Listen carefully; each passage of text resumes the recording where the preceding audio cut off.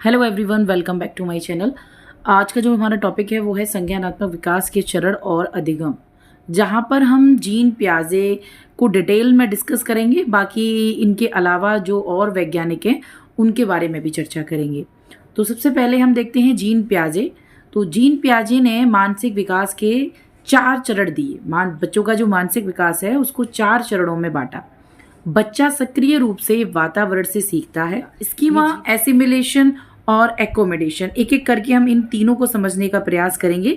कि स्कीमा से मतलब है किसी चीज को समझने या व्यवस्थित करने का खाका या फिर नक्शा कह सकते हैं हम। स्कीमा का मतलब अगर हम शिक्षा व मनोविज्ञान के क्षेत्र में देखें तो ये एक मानसिक ढांचा है जिसमें इंसान अपनी जानकारी, अनुभव और समझ को व्यवस्थित करता है। उदाहरण के तौर पर अगर आप देखें तो बच्चे के दिमाग में कुत्ता का स्कीमा होगा जिसमें 4 पैर, पूंछ, भौंकना इत्यादि जो डिटेल है वो उसके दिमाग में सेट रहती है। उसे देखकर वो पहचान जाता है कि ये कुत्ता है। इसी तरीके से अगर भाषा विज्ञान में बात करें तो भाषा सीखने में स्कीमा वह पृष्ठभूमि ज्ञान है जो नई जानकारी को समझने में मदद करता है। सामान्य अर्थ में अगर स्कीमा को आप देखें तो किसी विषय या वस्तु को व्यवस्थित करने का ढांचा या रूपरेखा, फ्रेमवर्क कह सकते हैं आप इसको। अगर किसी बच्चे को बाजार का स्कीमा है तो वह जानता है कि वहां दुकानें, ग्राहक, सामान और पैसे का लेन देन होगा। इसी तरीके से अगर हम एसिमिलेशन की बात करें तो एसिमिलेशन का अर्थ है नई जानकारी या अनुभव को पहले से बने हुए मानसिक ढांचे, पहले से आपके दिमाग में सेट है एक स्कीमा यानी कि एक मानसिक ढांचा में समाहित कर लेना। तो जो आपके पहले से डिटेल आपके माइंड में सेट है उसको तो हम बोलेंगे स्कीमा, जिसको हम कहेंगे मानसिक ढांचा, जो आपके पहले से दिमाग में जो इमेज सेट है, जो जानकारी सेट है, अब उसमें नई जानकारी को जोड़ देना, इसको कहेंगे हम एसिमिलेशन। तो नई जानकारी या अनुभव को पहले से बने हुए मानसिक ढांचे में या फिर स्कीमा में ऐड कर लेना, समाहित कर लेना को हम कहेंगे एसिमिलेशन। अगर इसका उदाहरण आप देखना चाहें तो बच्चे ने पहले से गाय का स्कीमा बनाया है, 4 पैर दूध देती है। अब उसने भैंस देखी, 4 पैर दूध देती है, बच्चा उसे गाय जैसा ही मान लेता है, यह एसिमिलेशन है। तो एक बच्चा गोल बॉल को देखकर जानता है कि यह उछलती है। अब उसने अंडा देखा, गोल है लेकिन जब उसने उसे गिराया तो टूटा, उछला नहीं। यह बच्चा स्कीमा बदलता है, यहाँ बच्चा स्कीमा बदलता है, यह एकोमोडेशन है। पहले केस में क्या हुआ कि जब बच्चे ने गाय का जो उसके दिमाग में पहले से मानसिक ढांचा सेट था कि गाय जो होती है उसके 4 पैर होते हैं और वो दूध देती है, उसने उसकी जगह पर उसने भैंस को देखा तो उसने भी उसको गाय जैसा ही मान लिया कि ये भी गाय के जैसी है, इसको कहेंगे हम एसिमिलेशन। बट अगर बच्चे के दिमाग में बॉल का एक स्कीमा सेट है कि गोल बॉल होती है, गोल होती है और वो उछलती है फेंकने पर, बट जब उसने अंडे को देखा और उसने उसको उछाला तो वो टूट गया। तो इस केस में क्या हुआ कि बच्चे का जो पहले से स्कीमा सेट था उसमें कुछ बदलाव आया, इसको हम कहेंगे एकोमोडेशन। तो इस तरीके से स्कीमा, एसिमिलेशन, एकोमोडेशन, इन सारी चीजों पर जीन पियाजे ने जोर दिया। इस तरीके से स्कीमा हो गया आपका पहले से माइंड में जो भी सेट है, जो भी इमेज, जो भी जानकारी आपकी पहले से दिमाग में सेट है वो तो स्कीमा में आएगी। एसिमिलेशन, जो पहले से जानकारी मौजूद थी उसके बेस पर आपने नई जानकारी को उसमें ऐड कर लिया। कहने का अगर सरल भाषा में इसका अर्थ समझें तो नई जानकारी को पुराने अनुभव के ढांचे में मिलाना, तो इसको कहेंगे एसिमिलेशन। बट एकोमोडेशन के केस में जब नई जानकारी या जो भी पुराने अनुभव यानी स्कीमा में फिट नहीं होती, जो नई जानकारी है पुरानी जानकारी में अगर फिट नहीं होती तो हमें अपने स्कीमा को बदलना या नया बनाना पड़ता है, एक नई जानकारी उसमें ऐड करनी पड़ती है, तो इसको कहेंगे एकोमोडेशन। तो इन तीनों चीजों पर जीन पियाजे ने जोर दिया। सबसे पहले जीन पियाजे ने जो चरण बताया वो जन्म से 2 वर्ष का था, जिसे संवेदी गत्यात्मक चरण कहते हैं। इंद्रियों और गतिविधियों से सीखना, इसमें इन्होंने बताया कि जो बच्चा होता है, 2 साल तक का बच्चा होता है, जब छोटा होता है तो वो अपनी इंद्रियों के माध्यम से और गतिविधियों के माध्यम से सीखता है। जो सुनता है, देखता है, समझता है, उन चीजों से वो सीखता है। ट्रायल एंड एरर मेथड, इसमें वो ट्रायल और एरर मेथड से सीखता है, बार बार वो कोई प्रयत्न करता है, उसमें त्रुटि होती है, तो इस मेथड से भी बच्चा सीखता है। ऑब्जेक्ट परमानेंस की समझ, ऑब्जेक्ट परमानेंस की समझ से आप समझ सकते हैं वस्तु स्थायित्व। वस्तु स्थायित्व की समझ उसके अंदर विकसित होती है। ये एक संज्ञानात्मक अवधारणा है जिसे जीन पियाजे ने समझाया। वस्तु स्थायित्व को सरल भाषा में अगर समझें तो यह समझ कि कोई वस्तु तब भी मौजूद रहती है जब वह हमारी नज़र से ओझल हो जाती है। तो इसको हम कहेंगे वस्तु स्थायित्व या फिर ऑब्जेक्ट परमानेंस। तो इस तरीके से ट्रायल और एरर मेथड के थ्रू बच्चा सीखता है, इंद्रियों और गतिविधियों के माध्यम से बच्चा सीखता है, और उसके अंदर जो जन्म से 2 वर्ष के भीतर उसके अंदर वस्तु स्थायित्व की समझ भी आने लगती है। जैसे कि बच्चे खिलौने को पकड़कर, उसको छूकर, स्पर्श करके, किसी ध्वनि को सुनकर अलग अलग रिएक्शंस देते हैं, खिलौनों को देखकर अलग रिएक्शंस देते हैं, तो इसको ही हम कहेंगे वस्तु स्थायित्व। पूर्व संक्रियात्मक चरण, 2 से 7 वर्ष की जो अवस्था होती है वो पूर्व संक्रियात्मक चरण कहा गया है उसको। इसमें बच्चा प्रतीकों और भाषा का प्रयोग करता है। जब बच्चा 2 से 7 वर्ष का होता है तो प्रतीकों का और भाषा का प्रयोग करने लग जाता है। आत्म केंद्रित सोच, कल्पना अधिक, तो उसके अंदर आत्म केंद्रित सोच आने लग जाती है और वो कल्पना भी करने लगता है। सीमित तर्क क्षमता उसके अंदर आने लगती है बट सीमित होती है। अधिगम जो होता है वो किन माध्यम से होता है, तो चित्र के माध्यम से, कहानियों के माध्यम से, खेल खिलौनों के माध्यम से बच्चा सीखता है। नेक्स्ट है ठोस संक्रियात्मक चरण, जो कि 7 से 11 वर्ष तक का होता है। इसमें ठोस वस्तुओं पर आधारित तर्क, बच्चा ठोस वस्तुओं पर आधारित तर्क करने लग जाता है। कंजर्वेशन, क्लासिफिकेशन, रिवर्सिबिलिटी, तो जो जीन पियाजे थे उन्होंने अपने जो संज्ञानात्मक विकास के जो सिद्धांत दिए उसमें कंजर्वेशन यानी कि संरक्षण, क्लासिफिकेशन यानी वर्गीकरण, और रिवर्सिबिलिटी यानी प्रतिवर्तनीयता को भी बताया। उन्होंने कंजर्वेशन का मतलब समझाते हुए कहा कि किसी वस्तु की मात्रा, आयतन, संख्या या वजन वही रहता है भले ही उसका रूप या आकार बदल जाए। अगर बच्चों के मानसिक स्तर पर इसको बात करें हम, तो उदाहरण के तौर पर बच्चे को 2 गिलास पानी दिखाएं, दोनों में बराबर पानी। अब एक गिलास का पानी लंबा पतला ग्लास में डाल दो, एक गिलास के पानी को लंबे और पतले ग्लास में डाल दो, और छोटा बच्चा जो 6 साल से कम उम्र का होगा वो कहेगा कि पतले ग्लास में ज़्यादा पानी है, जबकि जो 7 से 11 वर्ष तक का बच्चा कहेगा कि पानी की मात्रा वही है, क्योंकि वो समझने लगा है कि ये जो पानी है इसकी लंबाई चौड़ाई, इसकी जब चौड़ाई कम कर दी, लंबाई बढ़ गई, तो इसकी मात्रा बराबर ही रही। ये यहाँ पे चौड़ा था ग्लास, यहाँ पर पतला और लंबा हो गया। तो इस तरीके से बच्चा कंजर्वेशन को समझने लगता है ना। इसी तरीके से क्लासिफिकेशन, अगर वर्गीकरण की बात करें तो वर्गीकरण का मतलब होता है चीजों को समान विशेषताओं के आधार पर समूह बनाना। तो उनकी विशेषताएं, जो भी उनमें समानताएं होती हैं, जो भी उनकी विशेषताएं होती हैं, उसके आधार पर चीजों को बांट देना, उनका क्लासिफिकेशन कर देना, उनके ग्रुप्स बना देना। तो इसको भी 7 से 11 वर्ष का बच्चा समझने लग जाता है। जैसे कि उदाहरण के तौर पे, जैसे कि बहुत सारी सब्जियां और फ्रूट्स अगर इकट्ठे करके रख दिए जाएं और बच्चे से कहा जाए कि तुम इसमें बताओ कि वेजिटेबल्स कौन सी है और फ्रूट्स कौन से हैं, तो बच्चे उनको क्लासीफाई कर देंगे कि ये तो आपकी वेजिटेबल्स हैं और ये आपके फ्रूट्स हैं। तो उनके अंदर क्लासिफिकेशन भी आ जाता है। बच्चे जानवरों को पालतू और जंगली में बांटने लग जाते हैं। बच्चे बता देते हैं कौन से पालतू जानवर हैं और कौन से जंगली जानवर हैं। तो इस तरीके से 7 से 11 वर्ष के जो बच्चे होते हैं उनमें क्लासिफिकेशन की समझ भी विकसित होने लगती है, कंजर्वेशन की समझ भी विकसित होने लगती है। अब बात करते हैं हम रिवर्सिबिलिटी की। रिवर्सिबिलिटी से मतलब होता है कि कोई क्रिया, कोई एक्शन उल्टी भी हो सकती है और मूल अवस्था में वापस भी आ सकती है। ये है रिवर्सिबिलिटी का मतलब। तो अगर उदाहरण के तौर पर अगर हम देखें कि अगर बच्चे को समझ में आए कि 2 से 2 और 3 को जोड़ते हैं तो 5 आता है, तो वह यह भी समझ सकता है कि 5 में से अगर 3 को हम माइनस करेंगे तो 2 आएगा।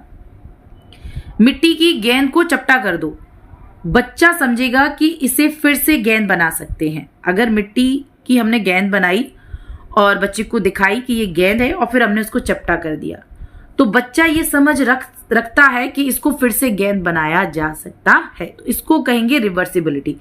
तो ये भी जो विशेषता है वो बच्चों के अंदर आने लगती है। अधिगम जो होता है वो गणित व विज्ञान ठोस प्रयोगों के आधार पर उनको अधिगम कराया जाता है।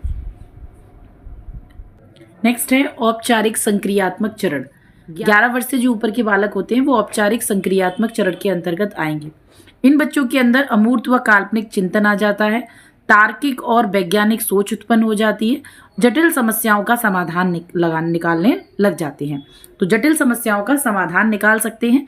अधिगम जो इनका होता है वो जो विधि है वो प्रोजेक्ट, शोध, बहस, इस आधार पर इनका अधिगम प्रक्रिया चलती है। अमूर्त व काल्पनिक चिंतन से आप समझ सकते हैं, अमूर्त चिंतन एक तरीके से जब बच्चा या कोई व्यक्ति ऐसी चीजों के बारे में सोचे जो दिखाई नहीं देती, छुई नहीं जा सकती, केवल विचार, प्रतीक या सिद्धांत या अवधारणाएं हो सकती हैं, यानी ठोस वस्तुओं से आगे जाकर विचारों और प्रतीकों पर चिंतन करना, ये अमूर्त के अंतर्गत आएगा। जैसे कि ईमानदारी सबसे बड़ी नीति है, यह कोई वस्तु नहीं है लेकिन बच्चा इसे समझकर इस पर विचार कर सकता है। इसी तरीके से गणित में x + y = 10 जैसे बीजगणितीय सोच, न्याय, स्वतंत्रता, प्रेम, मित्रता जैसे अमूर्त विचारों पर सोचना, तो इस तरीके से बच्चे के अंदर अमूर्त चिंतन आता है। काल्पनिक चिंतन की बात करें तो जब बच्चा ऐसी स्थिति पर विचार करता है जो वास्तविक नहीं है बल्कि यदि ऐसा हो तो क्या होगा की प्रकार की होती है, यानी संभावनाओं, पॉसिबिलिटीज, इमेजिनेशन पर आधारित सोच बच्चे के अंदर विकसित होने लगती है। तो इसी तरीके से तार्किक सोच भी बच्चे के अंदर आती है, सोचने की ऐसी प्रक्रिया जिसमें व्यक्ति या बच्चा कारण और परिणाम को जोड़कर नियम व तर्क के आधार पर निष्कर्ष निकालता है। उदाहरण के तौर पर अगर आप देखें, अगर बारिश हो रही है तो जमीन गीली होगी, अगर 2 + 2 4 है तो 4 - 2 भी 2 होगा। तो इस तरीके से एक तार्किक और वैज्ञानिक सोच बच्चे के अंदर आने लगती है। ये वैज्ञानिक सोच से आप समझ सकते हैं कि ये सोचने का तरीका कि अगर कोई आप प्रयोग करते हैं, उसका एक्सपेरिमेंट अगर आपने कोई किया और उसका ऑब्जर्वेशन करा, उसकी हाइपोथेसिस की, उसके बाद उसकी टेस्टिंग पर आधारित सोच। इसी तरीके से बच्चे जटिल समस्याओं का समाधान निकालने में लग जाते हैं, जटिल समस्याओं का समाधान निकाल सकते हैं, समस्या की पहचान कर सकते हैं, समस्या का विश्लेषण कर सकते हैं। उदाहरण के तौर पर अगर देखा जाए तो गणित की समस्या, बच्चा लंबी भाग करना नहीं समझ पा रहा है, शिक्षक कारण पहचानता है, बच्चे को गुणा ठीक से नहीं आता, जो कारण था वो पता चला कि बच्चे को गुणा ठीक से नहीं आता, पहले गुणा पर अभ्यास कराया जाएगा फिर भाग समझाया जाएगा। यह जटिल समस्या का समाधान है। जो जटिल समस्याएं आती हैं उनका समाधान किया जाता है अधिगम, प्रोजेक्ट, शोध और बहस विधि से किया जाता है। नेक्स्ट है लेव वाइगोत्स्की। लेव वाइगोत्स्की ने सामाजिक सांस्कृतिक सिद्धांत दिया। इनके हिसाब से भाषा और सामाजिक संवाद की जो भूमिका है वो बच्चे के विकास पर बहुत बड़ा प्रभाव डालती है। जो सामाजिक विकास होता है बच्चे का, जो सांस्कृतिक विकास होता है, तो इसी पर आधारित है इनका सिद्धांत। इन्होंने जोन ऑफ प्रॉक्सिमल डेवलपमेंट, जिसे हम जेपीडी कहते हैं, हिंदी में इसको निकट विकास का क्षेत्र के नाम से जाना जाता है। जोन ऑफ प्रॉक्सिमल डेवलपमेंट का मतलब होता है कि बच्चा अभी क्या कर सकता है और सहयोग से क्या सीख सकता है, इसके बीच का जो अंतर होता है कि मतलब अभी उसकी प्रेजेंट में क्या कंडीशन है, वो क्या कर सकता है और कितना उसको सिखाया जाता है, इसके बीच में जो अंतर है उसी को जोन ऑफ प्रॉक्सिमल डेवलपमेंट कहते हैं। Next scaffolding. स्कैफोल्डिंग भी लेव वाइगोत्स्की ने जोन ऑफ प्रॉक्सिमल डेवलपमेंट से जुड़ा हुआ एक विचार बताया कि स्कैफोल्डिंग का मतलब होता है अस्थायी सहारा जो सीखते समय दिया जाता है और बाद में धीरे धीरे हटा लिया जाता है। तो सीधी सी बात यह है कि जोन ऑफ प्रॉक्सिमल डेवलपमेंट बताया कि बच्चा अभी प्रेजेंट में क्या कर सकता है, क्या करने की स्थिति में, और उसको कितना सिखाया जा सकता है। इसके बीच का जो गैप है, जो इसके बीच का जो अंतर है, उसको तो जोन ऑफ प्रॉक्सिमल डेवलपमेंट कहा। और जो स्कैफोल्डिंग है, तो स्कैफोल्डिंग जो बच्चे को सिखाना है उसके लिए जो उसको सहारा देना है, जो अस्थाई उसको सहारा देना है, जिससे कि बच्चा उस चीज को सीख जाए। और जब बच्चा उसको सीखता जाता है और एक दिन उसमें बिल्कुल तरीके से निपुण हो जाता है तो उस सहारे को धीरे धीरे उसमें से हटा लिया जाता है। एक अस्थायी सहारा जो सीखते समय दिया जाता है और बाद में धीरे धीरे हटा लिया जाता है, इसको हम स्कैफ होल्डिंग कहेंगे। तो ये जो पॉइंट्स हैं ये एक एक नंबर में पूछ लिए जाते हैं। कि नेक्स्ट है जेरोम ब्रूनर। जेरोम ब्रूनर ने बताया कि बच्चा सीखने और ज्ञान को 3 तरीकों से प्रस्तुत करता है। पहला है इनएक्टिव, क्रियात्मक means action based, iconic means चित्रात्मक इमेज बेस्ड, और थर्ड है आपका सिंबॉलिक यानी प्रतीकात्मक सिंबल बेस्ड।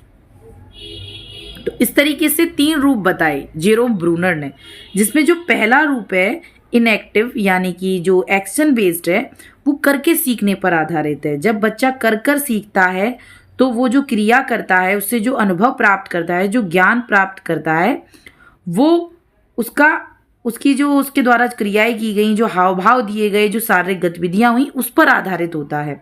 यह सीखने का पहला चरण होता है जन्म से 3 साल तक, जब बच्चा वस्तु और क्रिया के माध्यम से दुनिया को समझता है। यह सीखना एक्सपीरियंस और एक्शन पर आधारित होता है, ना कि शब्दों व चित्रों पर। तो ये तो बहुत बच्चा छोटा होता है जन्म से लेकर 3 वर्ष तक, तब जो ज्ञान प्राप्त करता है वो इनएक्टिव रूप से यानी कि एक्शन बेस्ड उसका ज्ञान होता है। उसके बाद आती है आपकी आइकॉनिक। आइकॉनिक मीन्स आपका इमेज बेस्ड। तो जब बच्चा चित्रों, छवियों या मानसिक तस्वीरों के माध्यम से ज्ञान को समझता है, प्रस्तुत करता है, तो उसे आइकॉनिक रिप्रेजेंटेशन कहते हैं। यह अवस्था आमतौर पर 3 से 6 वर्ष के बीच अधिक विकसित होती है। तो 3 से 6 वर्ष का जो बालक है वो चित्रों के माध्यम से सीखेगा। बच्चा चीजों को विजुअल इमेज से जोड़कर समझता है इस उम्र में। यह सीखना सीधे क्रिया पर आधारित नहीं होता है बल्कि चित्र या मानसिक छवि पर आधारित होता है। तो पहला जो इनएक्टिव केस था, इसमें बच्चा आपका एक्शन से सीख रहा है, जो भी ज्ञान उसका है वो एक्शन पर आधारित है। बट और ये जो बच्चा होता है ये बहुत छोटा होता है, जन्म से 3 वर्ष तक का। उसके बाद जब बच्चा 3 से 6 वर्ष की आयु में आता है तो वो चित्रों के माध्यम से सीखने लगता है। जैसे कि बच्चा पेड़ की तस्वीर देखकर पेड़ को पहचान लेता है, भले ही असली पेड़ सामने ना हो। सेब की तस्वीर दिखाकर बच्चा सेब समझ जाता है। इसी तरीके से अगर हम सिंबॉलिक की बात करें तो सिंबॉलिक रिप्रेजेंटेशन मीन्स जब बच्चा भाषा, शब्द, चिन्ह, संख्याएं, अमूर्त अवधारणाओं के माध्यम से ज्ञान को प्रस्तुत और समझता है, तो इसे सिंबॉलिक रिप्रेजेंटेशन कहते हैं। यह अवस्था आमतौर पर 6 वर्ष के बाद विकसित होती है, जब बच्चा सीधे क्रियाओं या चित्रों पर आधारित नहीं रहता, वह अमूर्त और जटिल विचारों को भी भाषा और प्रतीकों के माध्यम से समझ सकता है। गणित, विज्ञान और भाषा, तार्किक चिंतन इसी पर संभव होता है। बच्चा 5 और जोड़ जैसे गणितीय प्रतीकों से जोड़ घटाव करना सीख जाता है। अगर हम 5 का जो चिन्ह होता है, जो प्रतीक होता है, अगर हम 5 का जो प्रतीक होता है उसको बना दें और उस प्लस का जो निशान होता है उसको लगा दें, उस चिन्ह को लगा दें, तो भी बच्चा समझ जाता है कि इसका क्या अर्थ है। देश, लोकतंत्र, ईमानदारी जैसी अमूर्त अवधारणाएं केवल भाषा और शब्दों के माध्यम से समझ जाता है। ये जो अवस्था होती है ये आपकी 6 वर्ष से ऊपर का बालक होता है। और जो क्रियात्मक, चित्रात्मक समझ और प्रतीकात्मक समझ, हमने इन तीनों रूप देखे। स्पाइरल करिकुलम एक ऐसी पाठचर्या जिसमें किसी विषय या अवधारणा को बार बार बढ़ती गहराई और जटिलता के साथ सिखाया जाता है। जैसे कि बच्चा एक ही विषय को अलग अलग कक्षाओं में दोहराता है, लेकिन हर बार वह थोड़ा ऊंचे स्तर पर सिखाया जाता है। इसी को स्पाइरल करिकुलम की अवधारणा कहते हैं। नेक्स्ट है डेविड ऑजुबेल। डेविड ऑजुबेल ने अर्थपूर्ण अधिगम सिद्धांत दिया। इन्होंने नया ज्ञान बताया कि नया ज्ञान आप कहेंगे जो आपका पूर्व ज्ञान है, अगर उसमें नया अनुभव जोड़ दिया जाए तब आपका नया ज्ञान बनके तैयार होगा। इसके साथ साथ इन्होंने एडवांस ऑर्गेनाइजर का प्रयोग की भी बात की। अब हम समझते हैं एडवांस ऑर्गेनाइजर। तो एडवांस ऑर्गेनाइजर का अर्थ होता है एक ऐसा परिचयात्मक साधन जो मुख्य पाठ पढ़ाने से पहले दिया जाता है। एक ऐसा परिचयात्मक साधन या सामग्री जो मुख्य पाठ पढ़ाने से पहले दिया जाता है ताकि छात्र को पूर्व ज्ञान सक्रिय हो और नई जानकारी को उससे जोड़ा जा सके। जो छात्र को पहले से जो उसका ज्ञान है, जो उसको पहले से जो उसके दिमाग में चीज़ें सेट हैं, जो उसको पूर्व ज्ञान है, उससे उसको जोड़ते हुए मुख्य पाठ को पढ़ाने, जो आप मेन टॉपिक उसको पढ़ाने जा रहे हैं, तो उस मेन टॉपिक को जोड़ने के लिए, उस मेन टॉपिक को पढ़ाने से पहले जो साधन या सामग्री या जो जानकारी उसको दी जाती है, जो कि उसके पूर्व ज्ञान से जुड़ जाए या फिर उसका पूर्व ज्ञान एक्टिव हो जाए, सक्रिय हो जाए, जिससे कि जो नई जानकारी उसको दी जा रही है उसको वो अपने पूर्व ज्ञान से जोड़ सके, इसी को एडवांस ऑर्गेनाइजर कहा जाएगा। यह नई जानकारी को ऑर्गेनाइज और मीनिंगफुल बनाने में मदद करता है। अगर हम इसको सरल भाषा में समझना चाहें तो मुख्य पाठ से पहले दिया गया साधन जो नई जानकारी को पहले के ज्ञान से जोड़कर अर्थपूर्ण बनाता है, उसे हम एडवांस ऑर्गेनाइजर कहते हैं। ये हो गया एक लाइन में कि मुख्य पाठ से पहले दिया गया साधन जो नई जानकारी को पहले के ज्ञान से जोड़कर अर्थपूर्ण बनाता है, उसको हम एडवांस ऑर्गेनाइजर कहते हैं। तो एडवांस ऑर्गेनाइजर का प्रयोग की बात किसने की थी, अगर आपसे पूछा जाता है तो वो है डेविड ऑजुबेल। ठीक, तो ये अब बात करते हैं हम निष्कर्ष की। तो पियाजे ने चरणबद्ध मानसिक विकास के 4 चरण दिए थे। लेव वाइगोत्स्की की बात करें तो उन्होंने सामाजिक और सांस्कृतिक सिद्धांत दिया था, समाज और भाषा की भूमिका बताई थी। ब्रूनर ने सीखने के प्रतिनिधित्व पर बात की थी। ऑजुबेल ने नया प्लस पूर्व ज्ञान संबंध बताया। सभी का समन्वय एक प्रभावी अधिगम को आगे बढ़ाएगा। तो इस तरीके से हमने जितने भी अभी तक तो आज हमने संज्ञानात्मक विकास के चरण देखे। अलग अलग दार्शनिकों के हिसाब से जीन पियाजे ने अपने 4 चरण दिए थे। लेव वाइगोत्स्की ने सामाजिक सांस्कृतिक सिद्धांत के बारे में बताया था, समाज और भाषा की भूमिका, और इसके साथ साथ इन्होंने JPD zone of proximal development और स्कैफ होल्डिंग के बारे में बताया कि जो जोन ऑफ प्रॉक्सिमल डेवलपमेंट है उसको क्या कहते हैं, स्कैफ होल्डिंग क्या है। ब्रूनर ने सीखने के प्रतिनिधित्व के 3 रूप बताए कि किस तरीके से सीखा जा सकता है। 3 तरीके बताए, इनएक्टिव यानी कि एक्शन बेस्ड, और दूसरा आपका आइकॉनिक इमेज बेस्ड, और तीसरा आपका सिंबॉलिक यानी कि सिंबल बेस्ड। तो इस तरीके से हमने नेक्स्ट देखा अपना ऑजुबेल ने अपना जो एडवांस ऑर्गेनाइजर की बात की थी, जिसमें नए ज्ञान को पूर्व ज्ञान के साथ संबंध बनाना था। तो इसी तरीके से इन सभी के समन्वय से एक प्रभावी अधिगम को बढ़ावा दिया जा सकता है। नेक्स्ट क्लास में अपना नेक्स्ट टॉपिक लेकर आएंगे। अगर आपको वीडियो अच्छी लगी है तो लाइक कीजिए, चैनल को सब्सक्राइब कीजिए और ज़्यादा से ज़्यादा शेयर कीजिए। धन्यवाद।